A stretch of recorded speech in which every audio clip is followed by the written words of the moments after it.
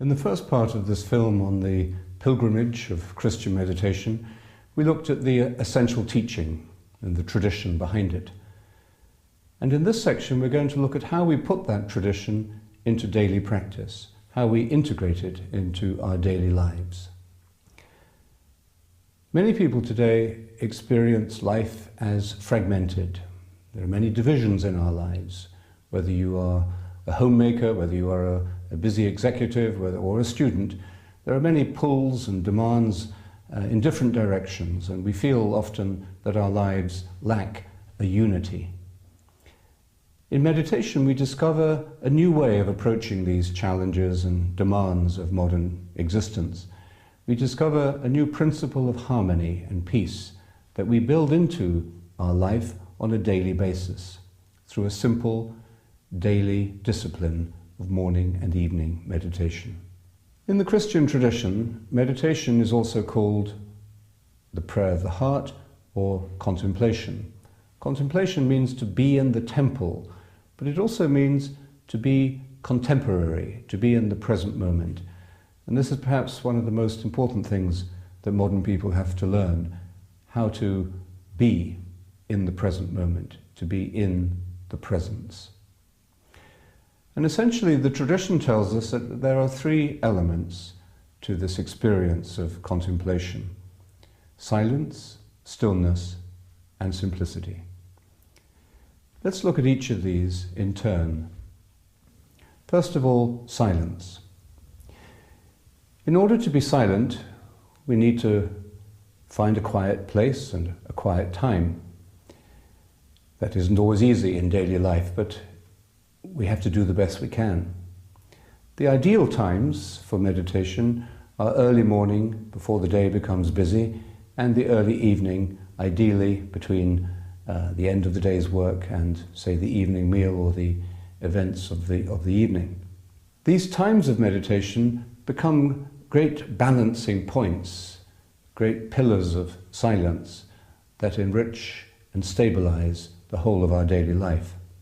So when you sit to meditate morning and evening, turn the phone off, perhaps let people in the house know that you're meditating, and give yourself as fully as possible to that time as a time of silence and a time of inward attention. After I brush my teeth and wash my face, I go to a little tiny room in our house and have a half an hour of complete isolation. I'm also a housemaster, so I have 500 students living around my house, and I eat in the dining hall with them every day at lunch, and have a large family and so forth. So meditation and solitude to some degree go together for me. And then there's stillness. As soon as we begin to be silent, we begin to discover an inner stillness. But the outer stillness is also a part of meditation. Try and sit still, comfortably, with your back straight. If you sit on a chair, you could put your hands on your lap or on your knees. The basic rule is to sit with your back straight. This will enable you to breathe properly and to be alert and awake. If you're tired after a busy day, you may need to do some stretching or maybe just splash your face with cold water to wake yourself up a little bit. In this time of stillness, you will inevitably feel the distractions of the body. Sometimes there's pain. Try to avoid the pain, obviously. But sometimes it's just little itches or fidgets. Try to avoid those by a little discipline. And you'll find that the discipline of sitting physically still will help you to come to an inner stillness, to that stillness which the psalmist describes as leading us into the knowledge of God. Be still and know that I am God. And this stillness, like the silence, becomes a spiritual element, a spiritual dimension in our daily life.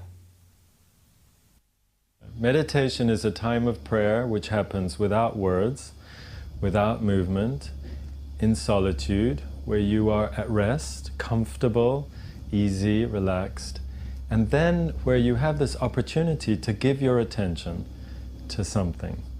And the something is in the silence, around you and within you. It's not a thinking, it's not a praising or a thanking. It's a neutral, simple place of anchor that gently teaches you how to be in the present moment.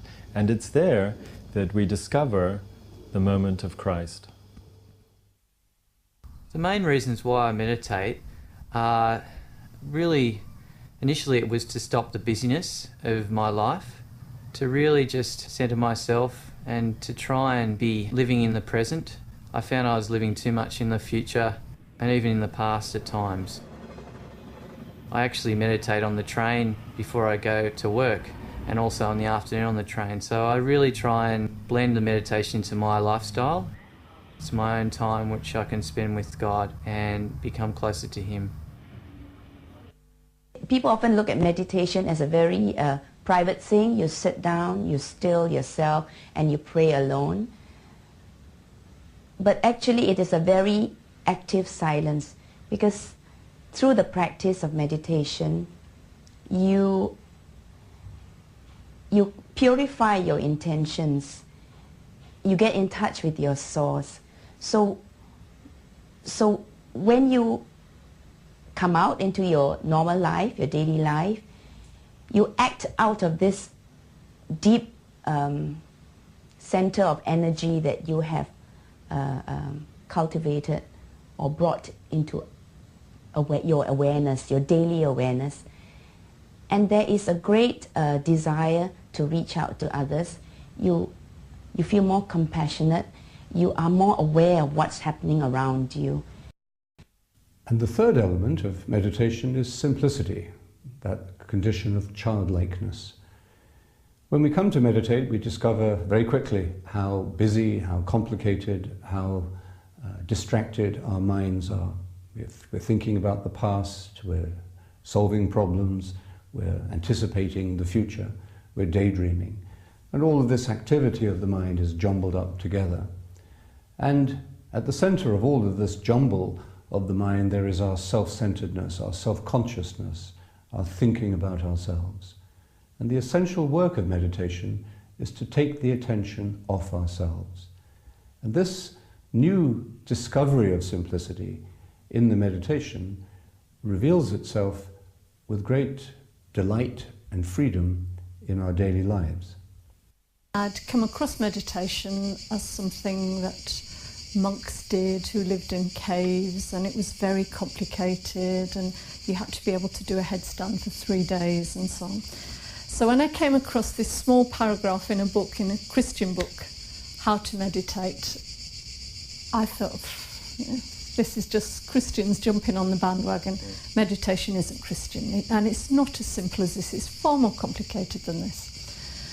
So anyway, I read the book, and about 3 pages in, I knew that it is this simple, and it is Christian, and it is for men and women, ordinary men and women.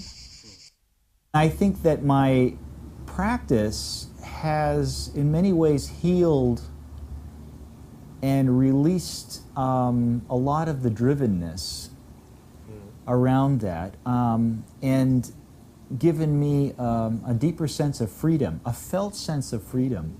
I have another teacher that I've worked with recently who talks about letting go of the conditioned self. Delaminating is the word that he uses. Delaminating from the conditioned self, so that you're not caught in the emotions and the reflexes and the scripts that you were conditioned into. And I think over the years what's transformed for me is the sense of deep inner peace and a sense of rest and relaxation in the truth of who I am, not having to be driven in the ways that I was when I was younger. Saying the mantra is the daily practice, it is the daily pilgrimage. We choose a word that is sacred in our own tradition. I would recommend the word Maranatha. It's the oldest Christian prayer. It's in Aramaic, the language that Jesus spoke. It means, "Come, Lord." St. Paul ends the first letter to the Corinthians with this earliest Christian prayer. So it's a beautiful and ideal Christian mantra. And it becomes our own. It becomes rooted and integrated into our spiritual life through the daily practice. Say the word as 4 syllables, ma, ra, na, tha. Articulate it clearly in your mind and heart. Don't visualize it, but listen to it. And when the mind wanders into the past, into the future, simply return to the word, giving it your attention gently, faithfully, and simply. My recommendation to you is, in your daily meditations, to start with a minimum meditation of 20 minutes. Try as soon as you can to put it to 25, and the ideal time is about a half an hour. And take the same time, whether it's 20, 25 or 30 minutes, the same time slot every day. It requires considerable sacrifice to find that time every morning and every evening. Considerable discipline, but it's necessary. Because the presence of God in His universe, in His creation, in your heart and my heart, is of such importance that we ignore it at our peril. And if we ignore it, we can never make sense of either ourselves or the universe. And that's why the journey requires seriousness and discipline. And that seriousness and discipline will lead you to a peace and to a joy that no words can possibly describe. It is natural, but like all human beings, I'm sometimes undisciplined. But then I have to say, and if I don't, you see, the day doesn't go right. Because I find if I start with first thing with meditation, then that informs my whole life on that day. And then when I end with it, it's a beautiful rounding off of today. And I can't really imagine life without meditating. No, it's not easy. That's the reality. It does require discipline. The basic discipline is to meditate twice a day for 30 minutes and to stay with that every day. That's the basic discipline. And then there's the necessary internal discipline to meditating, which I think is hard for everybody. So I work at it to try to control my thoughts using the mantra. But it's never easy. Sometimes it's easier than others, but it's never easy for me. When you meditate deeply for a period of time, you become very aware of your own brokenness, your own vulnerability.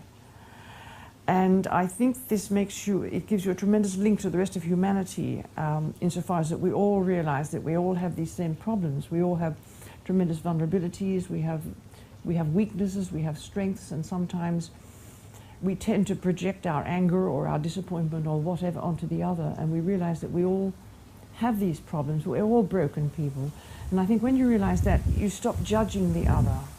You become much more compassionate towards the other. It's amazing. It's just part of our life. It's like bookends. We start the morning with it before we have breakfast, and he goes off to work, and he comes home, and we always meditate before we have supper. And it's like brushing teeth. It's part of our life together. It connects you to reality more and more deeply, because it actually has you take the focus off yourself, off your own ego. So when you're meditating, you're not thinking about yourself, you're not thinking your own thoughts, you're not even thinking your own thoughts about God or about the Spirit, or you're just directing your attention to the mantra, which is a practice which takes you past your ego and yourself. And as you begin to go past that, then what you find is you're really more and more connected to other people and to reality as it is, as opposed to your own fantasy world about what reality is. It's been probably the most transformative practice that I've ever experienced. I was very much into success and striving for success and driving myself very hard. I think with meditation, and people have found that I'm a nicer person now. or maybe my real self has been able to come to the surface and not some mask of somebody else. And I think that's, to me, it's been the most important. It's allowed me to be able to drop the mask of what other people want and be very happy with who I am. It took me a long time to find my way around, and I think I found the answer, or I hope I'm on the way. I think all this while I've been achieving and searching perhaps for the wrong things, or trying to fight for things for the wrong reasons, maybe to feel an insecurity in me, or maybe trying to please someone else, or trying to do more so that I can feel better about myself.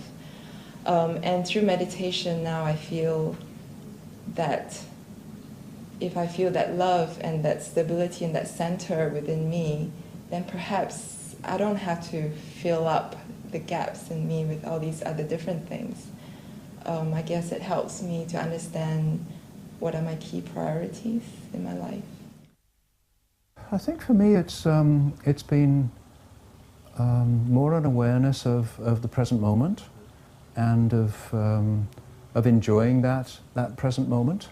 I have tended to be, and I still am in many ways, someone who sort of looks ahead and looks to the future, what's coming up next, and so to be able to really appreciate what's happening in the present moment is becoming a gift, I think, that is becoming more apparent for me in my own life, and certainly I've always enjoyed nature and creation, and I think that awareness has become heightened for me over the last number of years.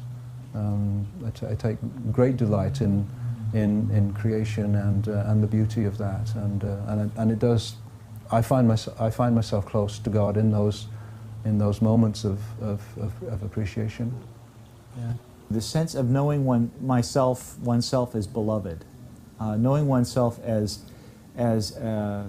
received, as embraced, as held in the love of God.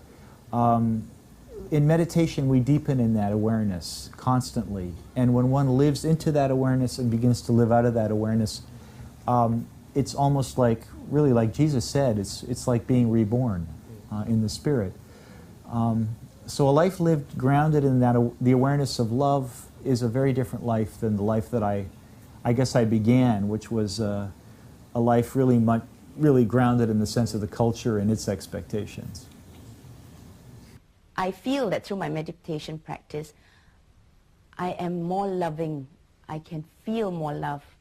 It comes more easily, even to people who are not very lovable, I am able to project or feel the love. So it's coming from a source very deep within me. I think the most exciting thing for me has been when I'm done meditating, when I come out of it, I feel a real sort of rebirth, like a reborn experience. And for me, that's really cool, because I guess in that rebirth, I feel like I'm not distracted anymore by things that can bother me every day. And it's exciting because I come out and I realize, wow, this is what, look at, I have this life that I can do all these things in. I have this opportunity to enjoy these aspects of life that I guess I can miss if I don't take that time to refocus and forget the distractions.